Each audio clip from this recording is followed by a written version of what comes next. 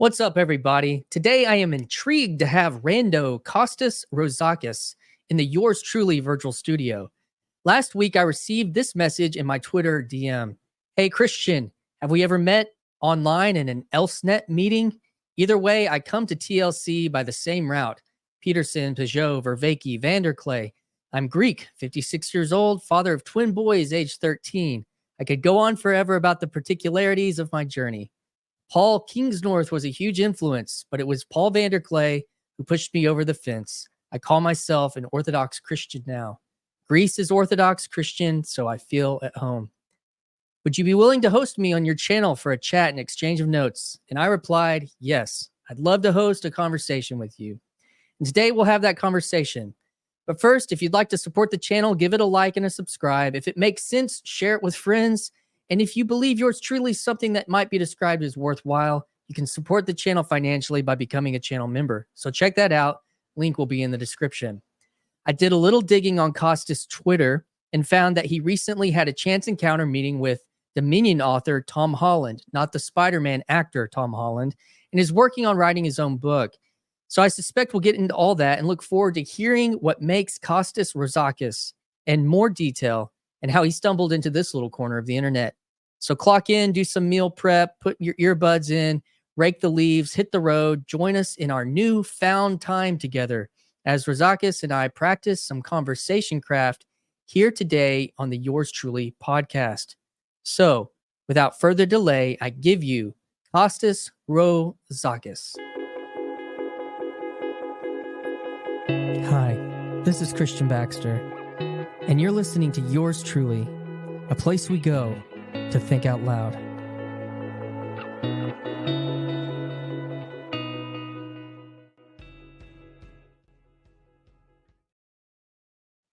What's up, man?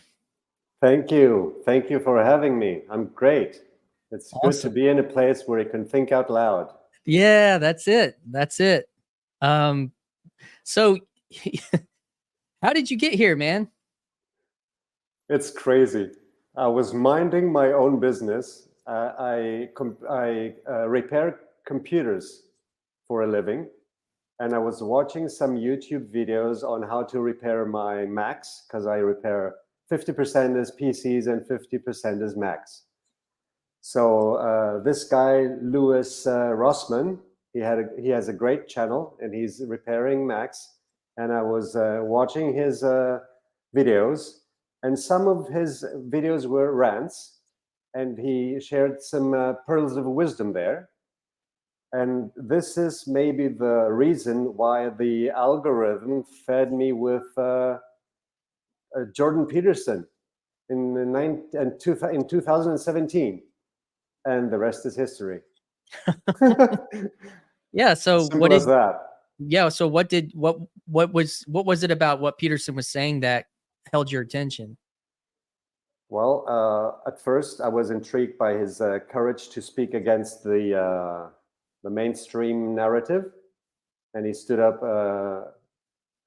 when this Bill 16 was going to be voted. And that intrigued me, and I joined for the, what did they say? I joined for the Politics. polemic, for the politics, but stayed for the. Then I watched his series about the personality, and then it was the biblical lecture, which was fascinating. I haven't heard God in this through this lens before, and since we are all Christians, whether we know it or not, some things clicked. And 2 years ago, in the middle of the pandemic, when I listened to one of Paul Vanderklay's videos, I surrendered. I said, "Okay, I'm in." So I'm calling myself a Christian now, which is very weird after being an atheist / agnostic for 54 years. Wow. So that you said, about two or 3 years ago, watching Paul Vanderklay, you had kind of a conversion to a Christian faith. Yeah. Wow, that's awesome. And So what was life like before 2016? What was your journey to that point? What were you always like atheist agnostic? Like what's the story back there?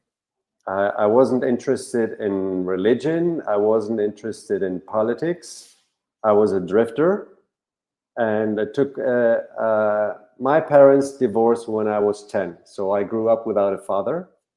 But to cut the long story short, I was immature, I was irresponsible. But when I was 41, I worked for another guy in his computer shop repairing computers.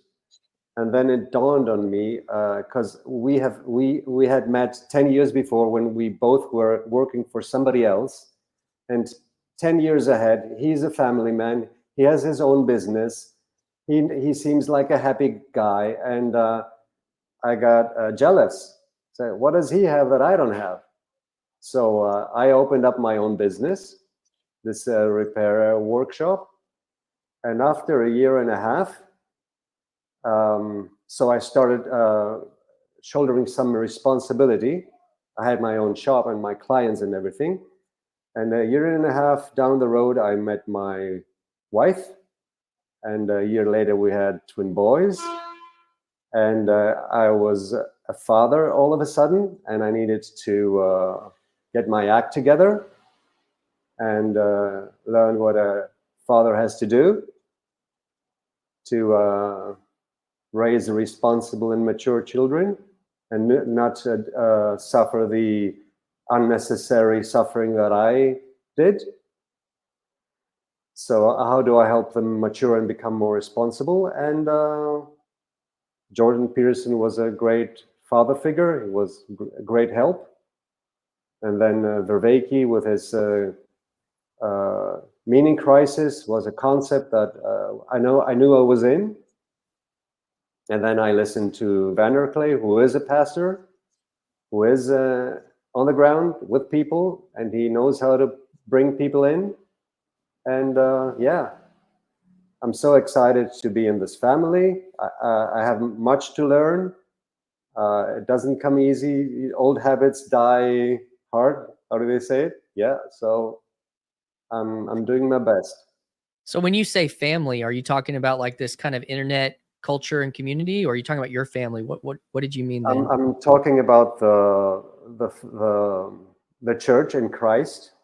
I go to a local church and I try to fit in, to mingle with the people who are there. I've talked to the priest a couple of times and he sees something in me. And last week he proposed for a position in his church, and I'm honored. And we'll discuss it and we'll see how it goes and if I can be of service. So back in when did you start that business? What was the time that you said you went out on your own? You said you kind of got jealous of this guy in the good life. And Yeah. how long ago was that? 2007, I started my own business. That's 70 years ago. Okay. So then you got a taste of what it means to have to like be responsible. Exactly. And then did it change your perspective of your old boss? Did it make you respect him more, or were you still at that time kind of embittered or something? No, I was humbled because it's not easy to be a boss. Although I'm a one-man show, I'm still the boss of myself, and I'm running the business, and I'm paying all the bills, and I'm the cleaning lady, and I'm everything. I do everything here. And I do the phone calls, and I do the marketing, and I hone my skills because computers are it's a fast-paced business, and you have to be on top, or else you're kicked out of business. New models appear, new technologies, new interfaces. Everything changes so rapidly. Sounds like me and my podcast. Yeah. So business was a great school for me. And that was how I got initiated in this getting more mature business. And then I met my wife, and then kids, and they were twins. So my wife needed a lot of help, because 2 children at once is huge. You cannot Yes. do this alone. So the first 3 months, my mother-in-law was there, but I remember that from day one, I took over the washing of the babies. I would bathe them, which is an experience to have. Yeah. Little creatures. I've got 3 kids. I've got 3 kids myself. Oh, 3. Oh, Yes. congratulations. They were all spaced out though by 3 or 4 years. So no 2 at a time. All right. So you're gaining this sense of personal responsibility. You'd had this change from that time, but when you quit that job and started your business, and so when you encountered Jordan Peterson and kind of his early messages of personal responsibility, that was a lesson you were already learning, but it that he was one of the few people talking about this, and there was such resonance there that you wanted to see more, but did it also help you kind of, what was the intersection there for you? So without knowing it, he was a cheerleader. Like, hey, you're on a path. Do it. Do it well. You can do it. It's your calling. And I was exciting. I can do stuff. I can influence. I can lead. There's so many things to do. And he gave me the tools and the understanding and the Big 5 model for understanding yourself. And I did the self-authoring program, and it all helped immensely. So when did you start to feel the shift towards a religious impulse, a faith, towards a religious faith? When did that kind of start within that? Well, listening to his psychological significance of the stories of the Bible. I've never read the Bible cover to cover, and yeah, you learn some stuff in school, and some things are discussed, and some other things are played out in movies, explicitly or implicitly. But I've never read the Bible. And then he starts talking about some verses, and then you get curious, and you discover so much condensed wisdom there, and you realize it's all there. And in Ecclesiastes it says nothing new under the sun, and that's blowing your mind away. So These ancient people knew so much. Yeah. So and we've lost all that. Yeah. So you said you were kind of an atheist before that, and then what were the other things that got you interested to listening to Paul Vanderklay, and then that led to 2 years? So you're talking about 16, 17, a 5-year journey within that. Like, what were the other pieces, and that opened your mind to that as being a possibility for who you could be? Well, first of all, your children, they force you to mature. You having free lessons every day when you're at home interacting with them, and you see what works and what doesn't. You try punishment, and you try invitation, and if you're humble and kind and grateful, that works. That rubs off of them. And then you listen to these intellectuals who are devoted to their faith, and they can articulate so much, and that resonates to me as a father. And there is a father, and I'm his child, and my calling is to be a good father. So everything was so wonderful to absorb and practice. So you just the embodiment of that responsibility and looking for the answers. So one of the things you said earlier that kind of tipped me off, and of course, I mentioned the thing about Tom Holland in the introduction, but is you said we're all Christians, we just don't know it yet. Was that kind of a nod towards the Dominion thesis when you were saying that? Was that kind of yes? Yeah. So talk Also, about the encounter yeah.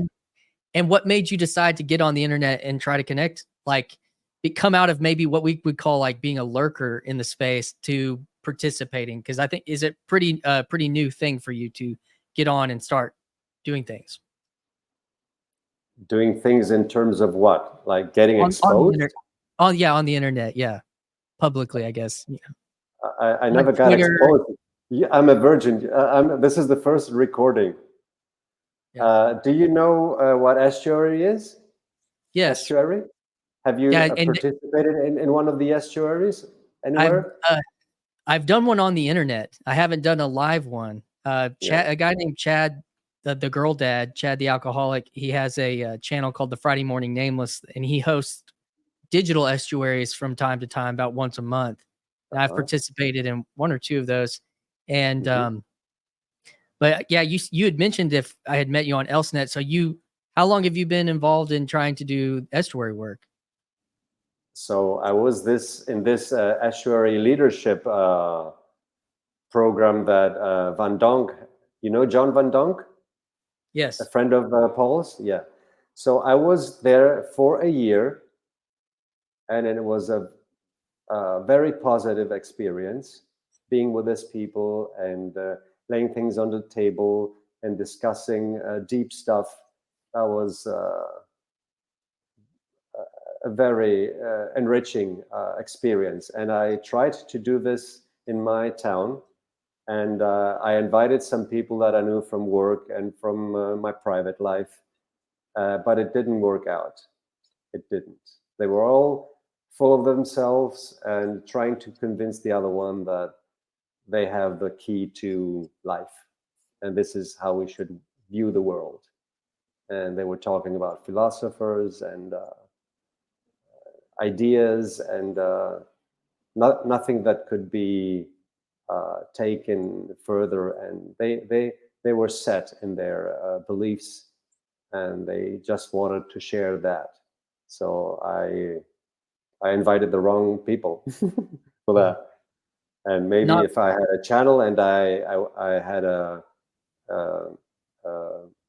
viewers from all over Greece, maybe some of them would be willing to listen and learn and love and respect, which is what happens in estuary: to listen, to learn, to love, and to respect. Yeah, So you come there to seems listen. to be a type of openness and curiosity that is kind of needs to be a part of that for there to be the mutual respect that you're talking about, as opposed to being kind of locked into something in it, and maybe, well, sometimes that's out of fear, but so that's interesting that getting on and say, okay, well, maybe if I try to get on Twitter or get on YouTube or something, and then people in Greece, yeah, because how many people in Greece do you think are or in your area or something, or have been paying attention to Jordan Peterson or Paul Vanderklay? Do you think it's interesting to try to use the internet to then feed an estuary? I think that's really cool. Have you been able to find other people that have paid attention to these kind of pillars of this corner of the internet, Peugeot and Vervaeke and Vanderklay and the not? 2 years ago, it was October 2022.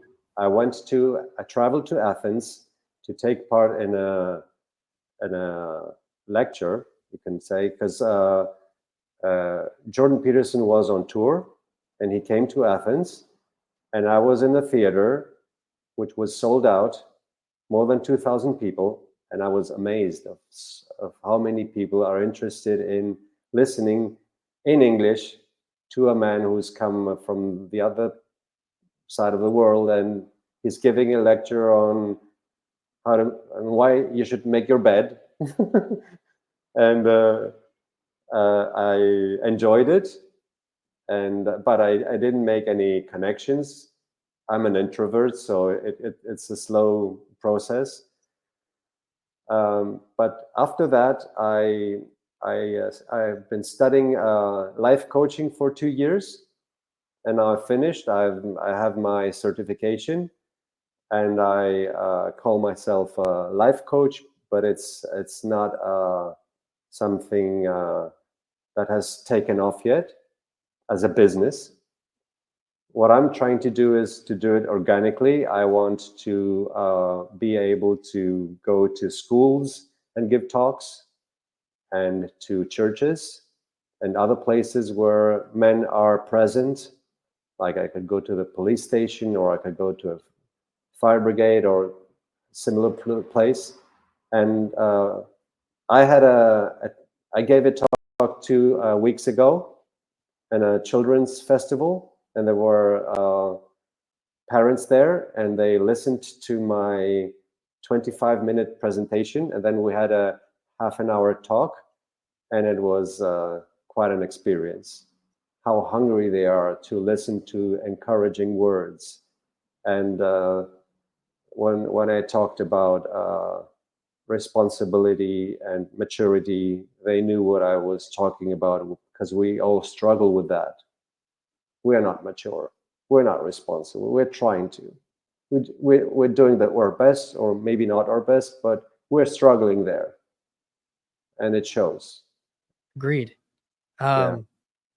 So there was 2,000 people in Athens, which symbolically is really cool. You know, kind of some of the parts of the birthplace of Western civilization, and you know, but it coming full circle, because you said, you know, this guy all the way from Toronto, Canada, coming back to this kind of heartland of some of this stuff, and it is interesting. And so, how did that? You're doing life coaching. What, you made that decision a couple years ago? It sounds like in conjunction with shortly after kind of submitting to becoming a Christian. Yeah.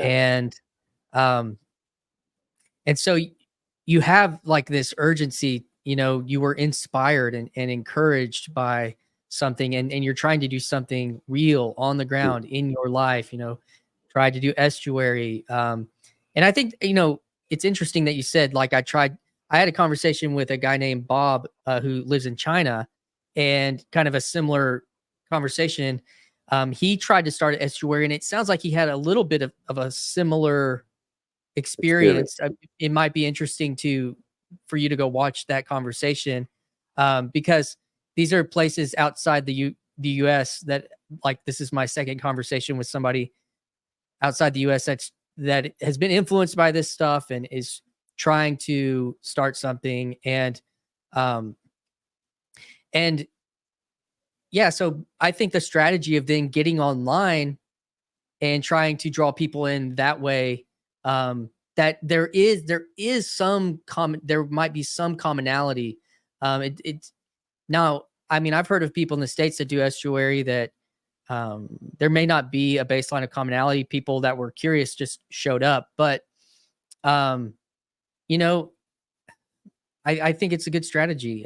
And I think it's interesting, and I'll be interested to kind of see what comes of it, you know, over the course of some time. And, because it is interesting to be able to hand somebody, quote unquote, hand them a digital conversation that you had and said, hey, you know, and then if it makes sense, oh yeah, I'm kind of interested in or that fascinates me more, creates an openness than maybe landing cold into that first experience. I don't know, just kind of thinking out loud about that. But so we haven't, I think you said you bumped into Tom Holland in Greece.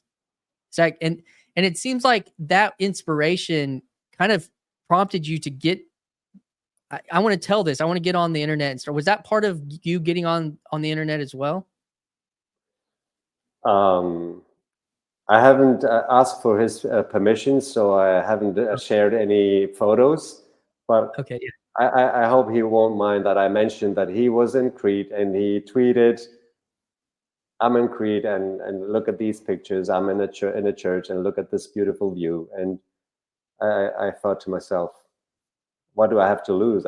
I'll just say hi, and I can be your guide if you are in town. And he accepted the invitation, and we met at a coffee with his family, his wife and two daughters, and we have had a wonderful 2-hour conversation. And he gave me some tips about the book that I want to write, which is not something that I will do today, but it's developing in my head, and it's taking shape gradually or slowly. And yeah, if you have Tom Holland in front of you, the legend, you get excited. Yes, sir. Yeah. Yeah. So did you get to show him and his family around the area some? Or did No, it just end no. up being the conversation? We were there at the cafe, and we had a wonderful talk, and that was it. I gave Yeah. him a So small icon. I gave him a small icon, something yeah. cheap, something small, something he can take with him in his luggage. Mm. And he signed the book that I have been reading for some time, because it's there at my bedside table, and It's a big one. yeah, and I read stuff from in there a lot. And then there is another guy whose name is Glenn Scrivener. Have you heard of Yeah. him? Yeah. Speak Life Yeah, podcast. and he's written a similar book, The Air We Breathe. Mhm. And this is where you understand that we are all believers. The interpretation takes other forms, but our angle from which we see the world, like there is dignity. Like it matters if a poor man is treated unfairly, and we are for freedom and progress and compassion and all the other Christian thoughts that have colonized us, whether we are aware of it or not. And most of the people are not aware of it. They have no clue. And Yeah. what I like about the TLC is that we can talk and we can exchange notes, and we share our struggles and our journeys. But what I find sad is that not all people can do that. So there are so many people who need some encouragement, and they need support. So many fathers out there. I'm a life coach, and it's for the paternal role specifically. I have a niche. I'm not a health professional. I'm not talking about wealth, how to make money, and I'm talking about relationships, which is the most important part of your life.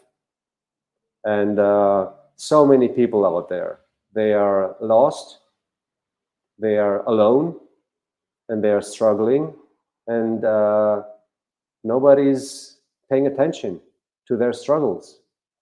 We are not paying attention to their struggles. I go to church and I see the pastor.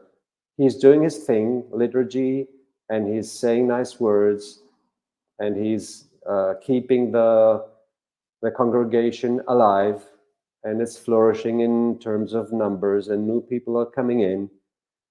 But they are all Sunday Christians.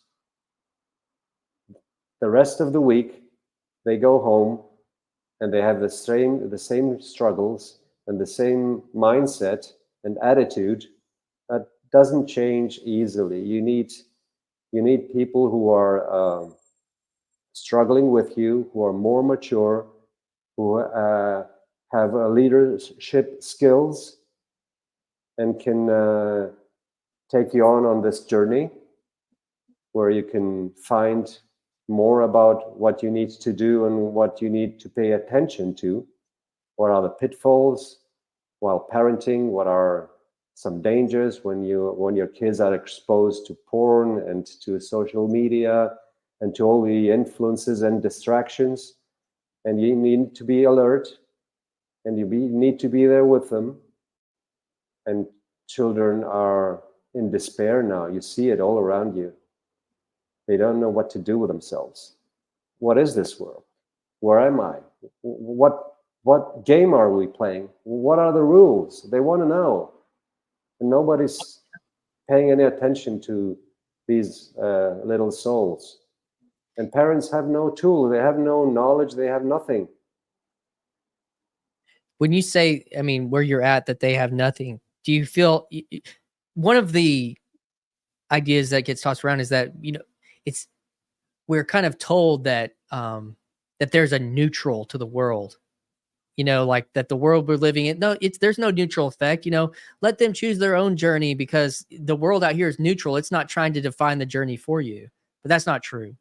It's not a neutral outside of, a religious landscape or something. And, so are you saying where you're at that there's not a story other than just whatever the seculum is offering there outside of, and you think that, kind of Sunday morning church is it, then they enter back into a story that's not giving a guide towards responsibility, towards the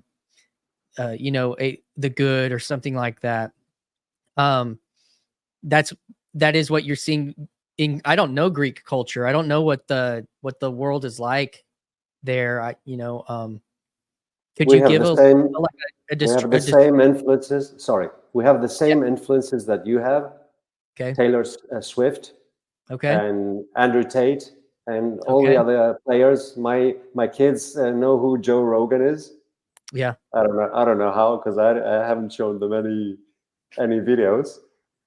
So as Jonathan Peugeot says, you're not. You cannot escape religion. It's impossible. You are with other people. What binds you together and what your ideals are, that is your religion. So the religion, what binds. Yeah. So if you don't give your children a community, a tight-knit community, and you don't give them their identity, which they have the right to have, you're not telling them, choose your identity. I mean, even from a marketing perspective, here are 1,000 choices. Make your choice. No, it doesn't work like that. It doesn't work like that. And you are brought in a family, and you learn some rules. And if the rules are played right, then you can grow up and have your own go at it, establish your family, and keep playing this beautiful game that we call life, which has rules, and they are tough. It's not easy. Nobody promised us an easy life, but that's the adventure part. It's not supposed to be easy. If it's easy, then what's the point? There's no beauty there. That's true. In a game. So little boys go online and they find these fantasy worlds where they can take part, LOL or other games, and they get absorbed, and they have an identity, and they are heroes in this game, and they get hooked, and they can't escape, and they go outside and they see a void, something disenchanting, and they don't want to participate, and that's understandable because we haven't shown them what life is all about. We don't know what the meaning of life is. We don't know what our purpose is. So how can we help our children? To that point, I mean, kind of on a personal level, like I have a 7-year-old son, and this year he learned how to ride a bike. He learned how to swim. He actually learned how to play this Star Wars video game pretty well. And he did enter into this hero story that you're talking about. but he's also, school's been hard, and I've had a chance to work with him more this year. Um, and he's never felt successful, but he did discover that what competence was this year in learning to ride his bike, in learning how to swim, and been able to take that to the schools. Like, well, that didn't happen overnight. You've been trying to ride a bike for a year. You've been going to your grandparents' pool for 3 years. And so with like his spelling, and he made his first test that he felt confident on was a spelling test last week, and he realized how much we made a goal. We made like a chart. You got to actually you get a video game at the end of the chart, but it's like 30 days of homework, and but it's something concrete, and there's nothing wrong with having incentive. We all live for incentive on some level, and he's excited about it, and he pushed through, and he's done a really good job. But I agree. There's no one, there's this self-esteem. Just tell him he's good. Just tell him he's a good, and it's like, no, he's not. You're not good at spelling. You're gonna have to work really hard to be a good speller. No, you weren't good at riding your bike last year. You're good at riding your bike this year. But that's true. But it's not just because I say it. It's because you feel it, you believe it, you've lived it. And I think that's part of the message that has been, you can be whatever you want. You can just follow your dreams, and you will manifest, all these things. And that hasn't helped young men. Like, sometimes like, no, you're not good at this. You can be, but it's going to take hard work. And I'm not going to sugarcoat that. I'm going to be gentle in a certain way, but yeah, that's been things that I have been experiencing as a father related to what you're talking about on a personal level. And I agree with you.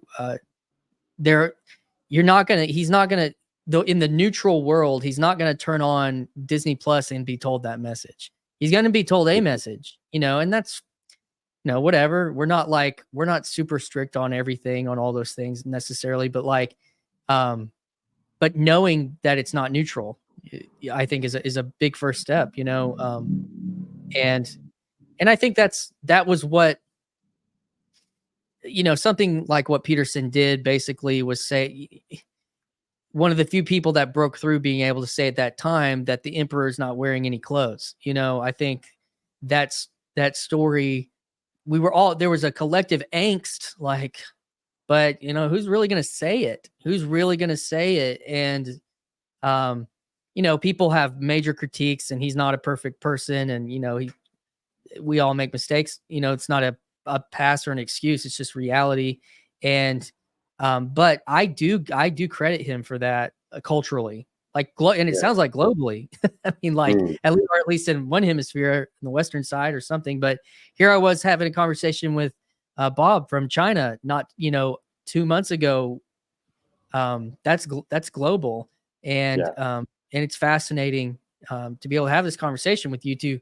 And I think on the idea of estuary for you, so you mentioned 4 names, and I can be like, oh, well, yeah, we can talk for an hour about that, because we've both listened to 500 hours combined, at least, of all said names. And but that still is a niche too, like the meaning crisis niche.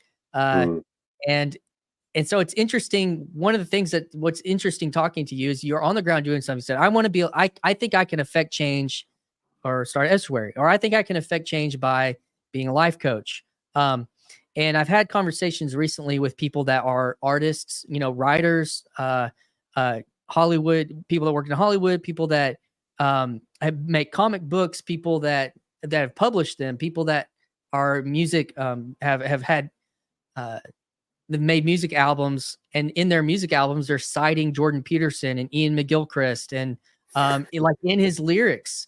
And so his name's Matt Hylam, and you should check him out and see if your kids like him. He does some kind of hip hop stuff. I interviewed him on here, and we're scheduled to have another conversation. But that to me that's the interesting thing. At some point, 7 years down the road, after you've graduated from J Cubed University, Jonathan, and Jordan's University, you should be able to go do something, Yeah. and you are, and I think that's awesome. And I meet you there, and so you said you kind of have a book that's in mind. Do you have a little bit of like the core of what you're hoping to share Yeah. with your book? Before I go there, I want to Yeah. ask you if you have heard of Akira the Don. Yeah, I have. He is also producing music, and Uh-huh. he's using the voices of these people Yeah. as riffs, and he's producing amazing art. And Yeah, I have actually. And someone mentioned that. I don't know if I've listened to it, but someone brought it up one time in like a chat. And I need to check him out, but I have heard of it. Yeah. That's so, awesome. do you know the Dilbert guy, Scott Adams? Mm-hmm. He has been mentioned by Paul van der Clay Yes. every now and then. So he talks about the simulation, that we live in a simulation, Sure. and that's a crazy thought experiment. But you can play with it for a while, but you can play with many things for a while. And in one conversation, there is Jordan Hall and Jonathan Peugeot and John Vervaeke. And John Vervaeke elaborates on an idea with Buddhism. And Jordan Hall asks, does he care? I mean, is there something behind it? Okay, Buddha is a nice religion, a nice story. There's a lot of wisdom there. But is there somebody behind all that cares? And he couldn't. He was perplexed, and he was a bit irritated. Why do you ask? Because I want to know, says Jordan Hall. If he cares, if there's somebody who cares, and that's crucial. There has to be somebody who cares for you and for your family and for your community. And if he's not there, then there's a big void. Yeah, and John's response was interesting because he asked, why do I don't care if he cares or something like that. Oh, you've seen that. Yeah. You've seen that. Yeah. Paul gave that quite a treatment. I think I watched most of it. Yeah. So about your 7-year-old son, has he seen the Pinocchio movie? I don't know if I don't think we've done Pinocchio together. Maybe a long time ago. We need to. He's totally enveloped in Star Wars, and partly because I was a very big, it's something he's realizing that we are going to be able to connect on for a really long time. And so, but some of the old Disney fairy tales, we probably should re-explore them, per Jordan Peterson. But yeah, no, I don't know if we've sat and watched Pinocchio together, but yeah, don't tell him that we are in Pleasure Island now, because that is the worst part, and we are in the worst part. We are at the brink of civilizational collapse, but we are in Pleasure Island now, and we think that everything's fine. There is food on the table, and there is candy. There's everything material, and we're fine, and we will be fine. But so many people know, they realize, and they can predict that this is not going to end well. So we have two options. We either do something about it now before it's we are not prepared for the collapse, and we will live through hard times, but we will make it through, and it's going to be good. Or we let the civilization collapse, and we will be much lower down the level of technology, and the level of how many people there are left. it's going to be wild. Yeah, I think that was one of Jordan Hall's big reasons that he kind of landed it in his Christian faith, was being able to see that we're on a trajectory that's not sustainable. Yeah. So he kind of went looking, like, are there places that are already maybe past this, that are sustaining through other means than what the megatropolis and large scale infrastructure is trying to do. And he ended up in a town of 8,000 in North Carolina as the place, and just so happened to be like, where Billy Graham, the old great American evangelist, his monument was, and he finds a church there and he becomes a Christian. And what's really interesting even right now is because his society did collapse. That Hurricane Helene that came through the United States on the East Coast, it completely devastated his town. And so he's like gone, this little town of 8,000. So as I've been really curious to kind of see what this is going to be like for him, because he's getting to live out his thesis in a way that he wasn't even, he was looking for a little bit of like a micro utopia to kind of weather the storm. But then the storm came literally to his small community that, so I'm really fascinated to see how that story continues to play out, because, the collapse that you speak of, it's hard to say if it's going to be like one foul swoop or if it's going to be some kind of, slow degradation over time that you wake up and you realize, I think things were better 50 years ago or something like that. And who knows, maybe we're already there. But yeah, I mean, there's like, I've thought about this. There's kind of like two ways, you could be hyper vigilant, use all your resources, we call them preppers here in the state, where you're prepping for the end of the world. And, or kind of accept that it's a possibility, but, this is how we're existing right now. And then there's the put your head in the sand and pretend like nothing's happening or anything, and it's, it's kind of hard. Like, I kind of grew up with a narrative that the world was going to end more spiritually, being told that, God's going to come back to the sky and we're going to be zapped out of here and all that kind of stuff. And so we can't put any stock in what's happening in the world today. Don't save anything, don't blah, blah, blah. And, that had its own kind of, Vervaeke actually talks about that in some of his story, but like, that kind of has its own type of nihilism attached to it. And I've had to kind of come full circle, and then I have to look at the world and be like, there's parts of that where I probably do agree with you about society or Western civilization or whatever you want to call it. But, at the same time, that's another question on like, well, you're raising your kids, how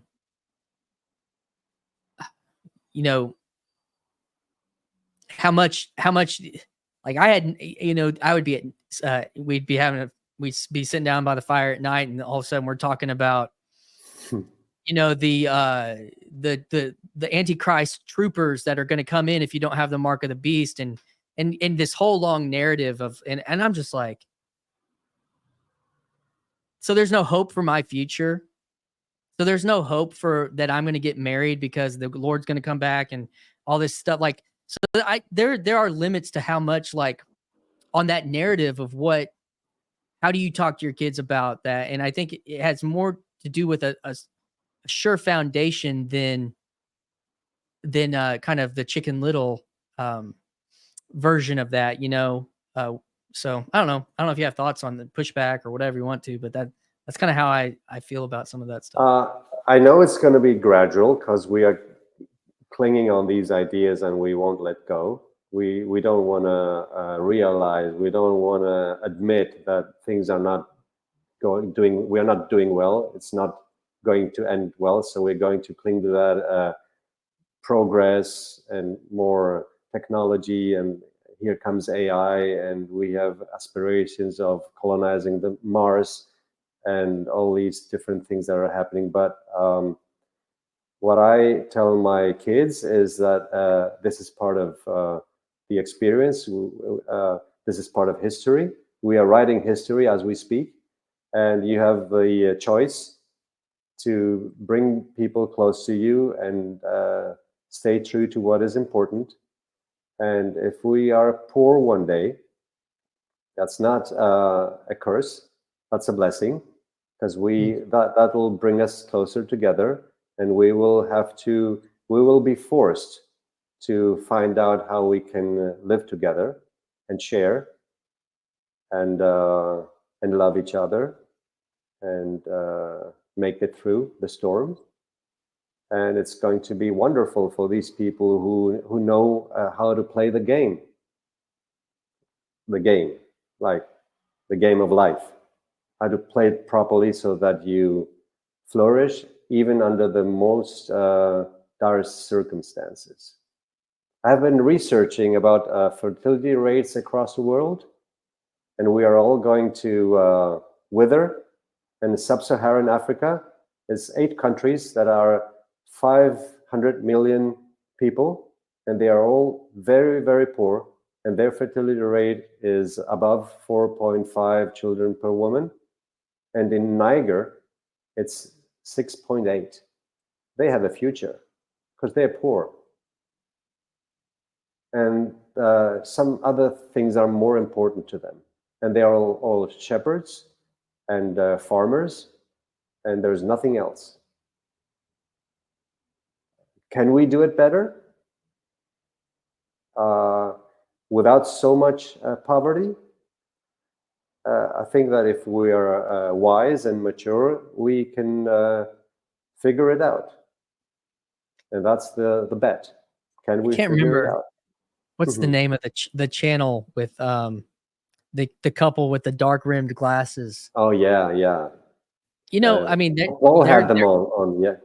Yes. So, that's kind of their point. That's what you're talking about is actually they believe that, at least to the best of that I understand, that the kind of a religious underpinning, even if they're, I guess, in a sense, trying to make up their own, is, an answer to that fertility crisis, not just, not only without necessarily having to be in abject poverty to do it to survive the day-to-day versus survive the millennium, or something like that.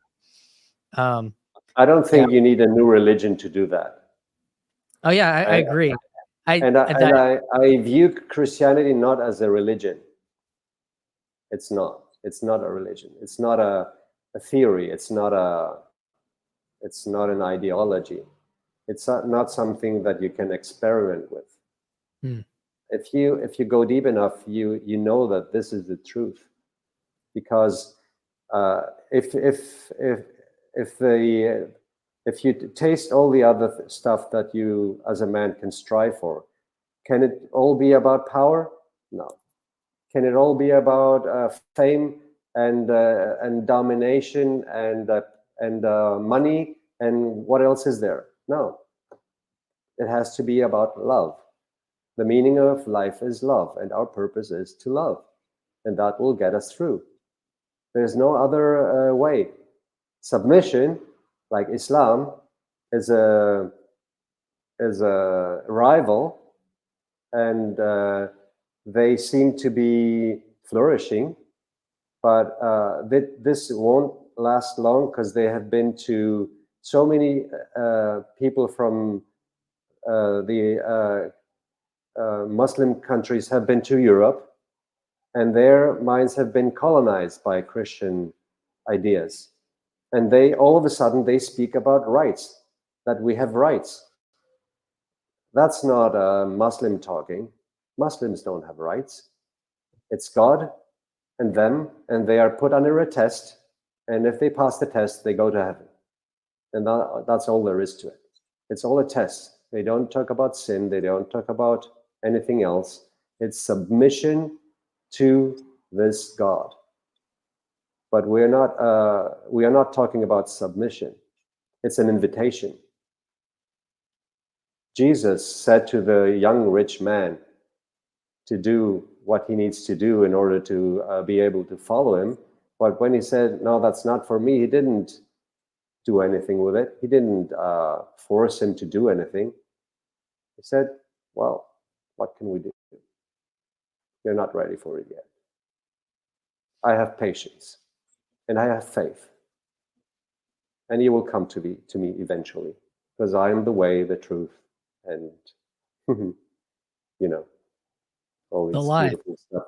Yeah. So, as far as like in this corner of the internet, are there other channels, smaller channels that you've paid attention to or watched that that we haven't kind of talked about on here that would, in your mind, kind of say this is part of that culture? So since I am trying to be a coach for parents, I watched some of Dad Saves America. Have you seen this channel? Yep. And I've been watching Benjamin Joyce, who was on your channel. Yep. He's a good one. And Glenn Scrivener and the two ladies from the UK, Mary Harrington and the matriarch, Louise Perry. They have very interesting ideas. King's North doesn't have a channel, but wherever he goes, he gives beautiful talks. And he's an Orthodox Christian, Yep. which is weird in Ireland. But this is as weird as it gets. And he went for the weird one. Have you listened to anybody talk to Martin Shaw?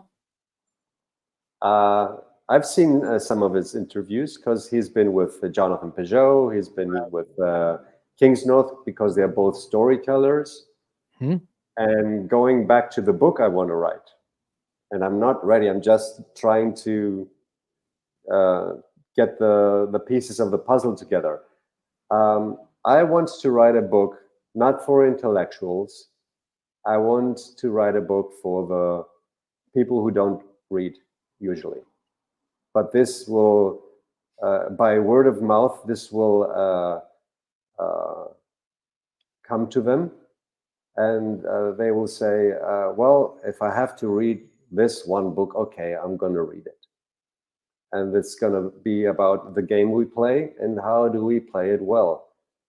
And in that story, everything will make sense to somebody who is not exposed to all these intellectual, deep things that he cannot resonate because he doesn't have the language, he doesn't have the intellect. He's an average man. He's the plumber. He's the electrician. He's the janitor. He's from another universe, as we realize. Because I try to open conversations with these people, and it's impossible. You can only tell stories, and that's how Jesus did it. He wasn't an intellectual. He was living his life, and he was giving his sermons, and they were very simple, and the parables and everything. And we need to get back to that. This mental meandering is good when we do it among ourselves, but we're not helping anybody. There is a quote from a Scottish guy, Dennis Kinlaw, if you've heard of him. We should serve God by ministering to our people, rather than serving our people by telling them about God. Yeah. So preaching is the wrong method, the wrong answer. Preaching is good for those who are listening, but people need leadership. They need role models. They need encouragement that you can do it too. It's all there in front of you. So this book will be for them. This is how we play the game. And this is how you can succeed, and everybody can succeed. And it's going to be a story, and there is not going to be any religious language at all.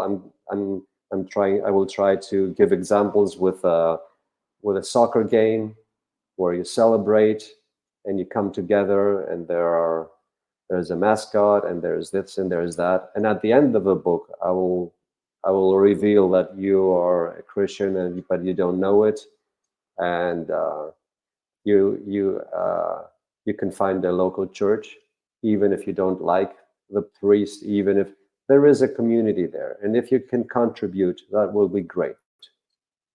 And there's so much there to do. And if it's corrupt, it's because you're not in there. Wow. There's like too many people who are intellectuals, and they have other needs and other ambitions. They go to church, and you see everybody being a hypocrite. We are all hypocrites. So what's your point?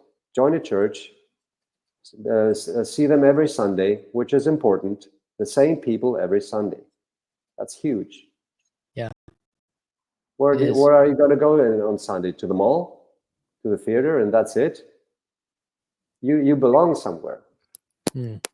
Permanently. You need to... what is love without commitment? It's not love. Love comes with some... It's just consumption. Yeah. Yeah. So, man, I think that sounds amazing. That's, the only thing, I think you sent me an essay in my email kind of about some of that, and I gave you a little pushback on but it sounds like, because one of the people that hang out in this corner, Chad, he's a Tyler, and I know other people that have been truck drivers and that are listening and pay attention to the intellectual side, but there's obviously also on the flip side of that, there's a lot that aren't. But yeah. but He's the that exception. This truck driver is the exception. Yeah.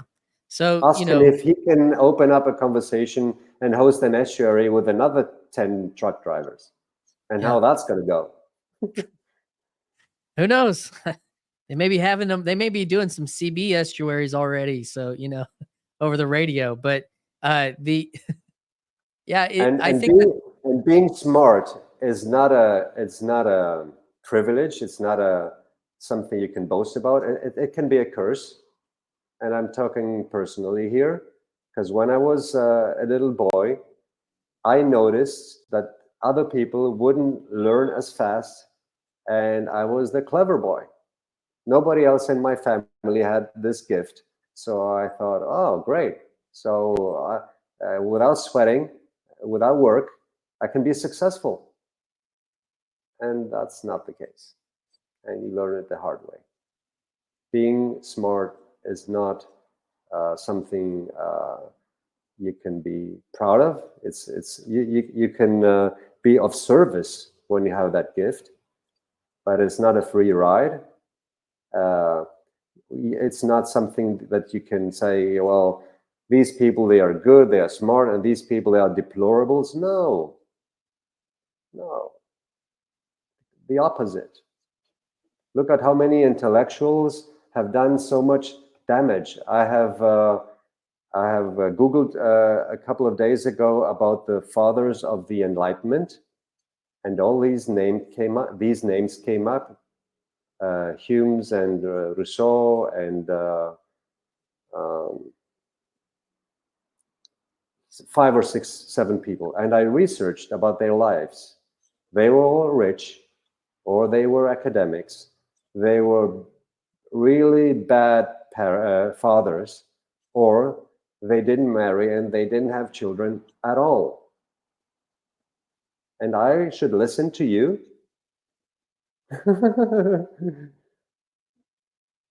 How did that take off? Where was the gap? And they took over and brought us here with this enlightenment. That was not enlightenment. They brought us nihilism. They brought us communism. They brought us the Nazis. Help. Something got really, really wrong. Yeah, and well, one of the smartest was Nietzsche, and the death of God was we've been deconstructing ever since, the cultural death of God. And it feels like it's possible that this is, people, Justin Brierly's got the surprising rebirth and the belief in God. But the Yeah, yeah. I say, reconstruction, reconstructing the reality of God, and not just reconstructing a God, but there is a reality. And I think we are seeing some of that happen, because Paul Vanderklay talks about something, he sees in a certain way, that this corner of the internet is kind of, he said, where YouTube bottoms out. Like, this is like, all right, we're here now. And with the meaning crisis bottoms out. And okay, so, at least when I was going through a really hard time in my life, I had faith. And one of the things my wife and I heard was that, at least at the very bottom, it's solid, Mm. you know, Yeah. and so, it's a good place to rebuild, um, for sure. And yeah, man. So uh, I'm gonna, kind of round us out here. But was there anything else that you were hoping to bring forth in this conversation, or any questions you might have for me about anything? And we can kind of land it here a little bit on that. Yeah, I wanted to hear what you are watching other than this little corner. If you have other interests, you're keeping an eye on anything else that I should have a look at. Hmm. Well, in trying to like do something, my own version of doing something, has been trying to pay attention. Like, I mean,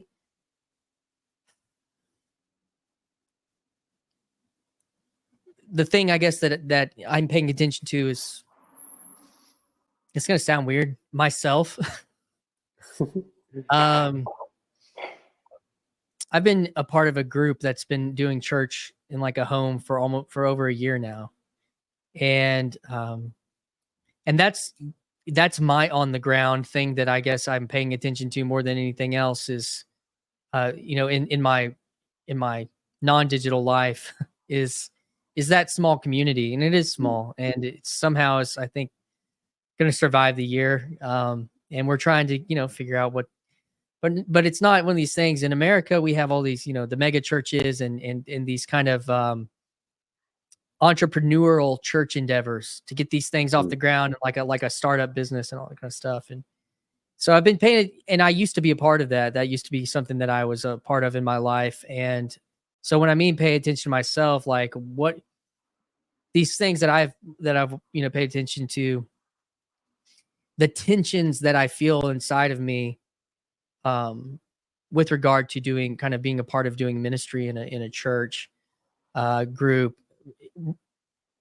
is something that I'm trying to work out. And because, I think, like you're saying, there, I've paid attention to a lot of this stuff for a long time now, and I am kind of more in a, okay, well, what do I do here? And this is part of it. This is a creative side. This is a type of relational side, but it's still like a level up from the real. It is real, but it's not the full real thing. And um, and I'm trying to pay close attention to these conversations. And so, um, I guess that would be it. I still kind of follow a lot of the big players and different things, but then there's like, what else am I watching on YouTube that's not related? Um,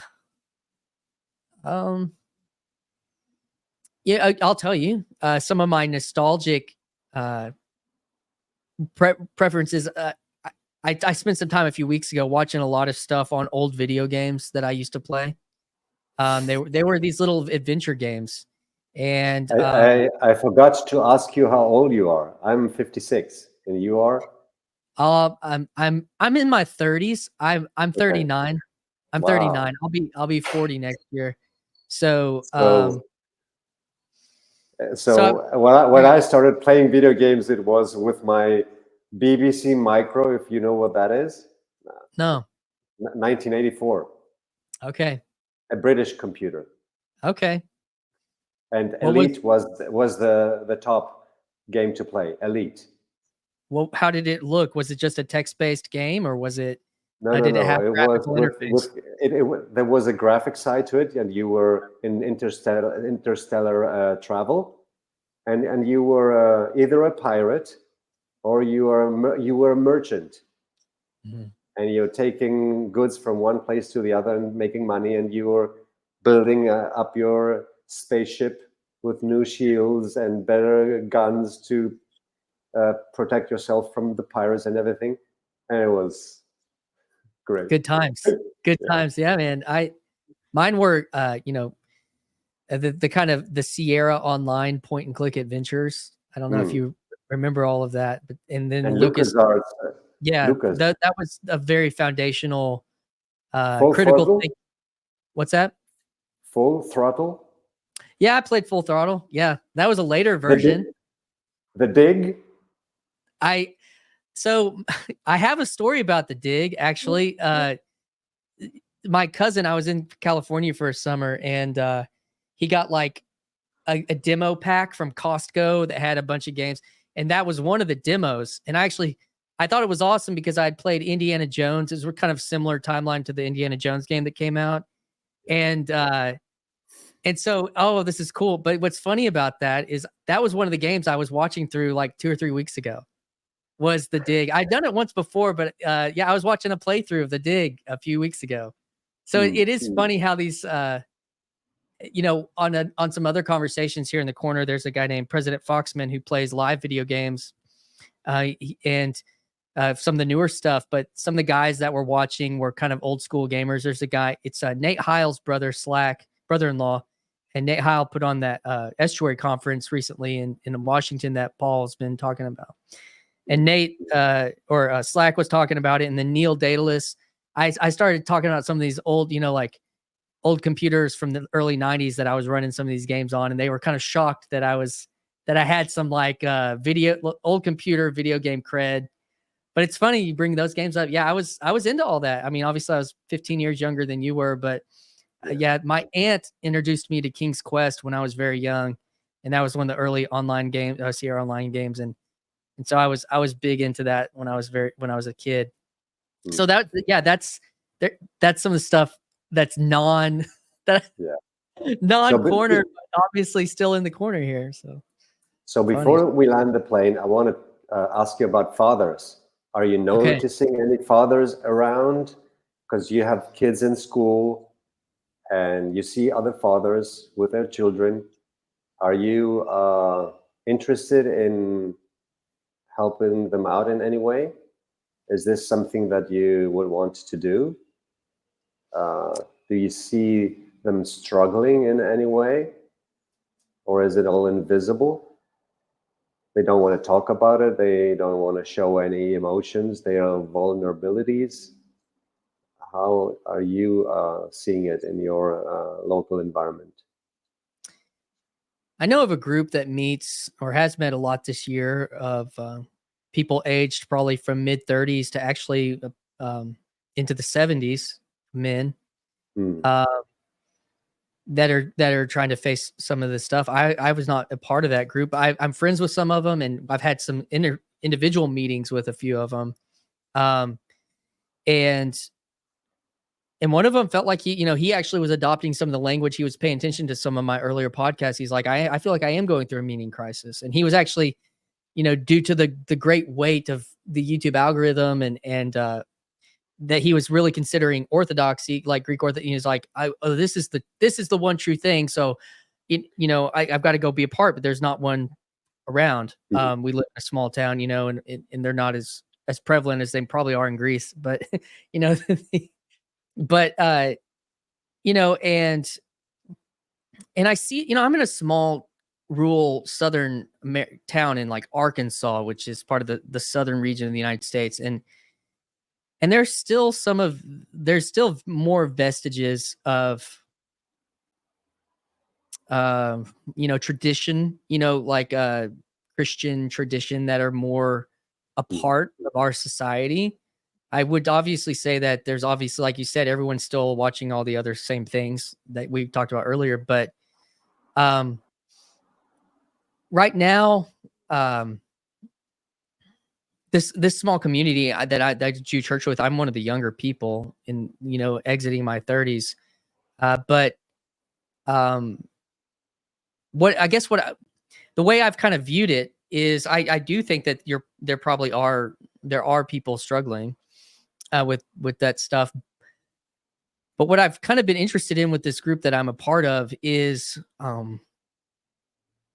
shoring up the eldership, shoring up the elders that are involved. And that whenever we do open up and have a facility or a space that would be more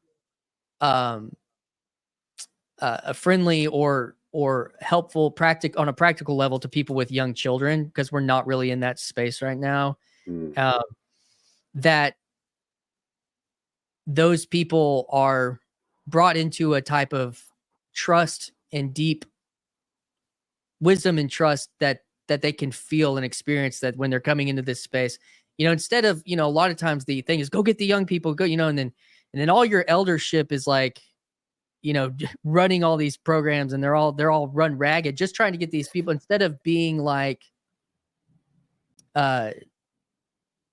strong pillars in a different kind of way so I think there's some of the stuff in this corner page that I paid attention to. There's a young kid, these 20-year-olds. I've watched a few of them. There's a guy called What If Alt Hist, who's got a big channel. He's a young guy, early 20s. And then there's Redeemed Zoomer. And these guys have such a keen sense of institution. And because they can see that it's basically a lot of it's gone or broken or corrupt, where even the millennials kind of still have this kind of like, the institutions aren't that broke. We still have a little bit of the cachet of that, but they don't see it. They see a limit and a ceiling. And so I think I'm interested in part of that project of shoring up. When I say shoring up the elders, I'm also kind of talking about shoring up the institution a little bit because we're looking at trying to partner with an existing denomination instead of trying to just be a independent, just another slice, but trying to like go back and graft into something more historical. And so I've taken those ideas really seriously. And they weigh on me. So that's to answer that question on that. Great. Thanks. That was wonderful. Thanks. And we should let the elders be elders and be the wise people, and they should encourage us to step up and take a leadership position and run the show. And they are there to support us and guide us and give us their wisdom, and that's the way it should be. It's our turn, and I'm late. It seems like that, at least in the institutions and like in American government, the elders are trying to hold on to all the power instead of, like you said, so it's kind of broke. That's kind of corrupt and broken. So, all right, man. Well, it was awesome. Yeah. Awesome meeting you and seeing where this conversation went. And hopefully you'll have a chance to dive into some of these other small channels underneath the Paul Vanderklay circle. I'll send you some of the links for those people. Yeah, do that. And there's opportunity to enter into more of these conversations that way. Because Paul, as you know, stays pretty busy. And I'm trying to pull up some of that weight for the randos thing. So, man, appreciate it. Great to meet you, man. No problem. Thank you so much. Sleep well tonight. It's pushing 11:30 over there. So no worries. Thank you. All right. Bye. Thank you, Christian.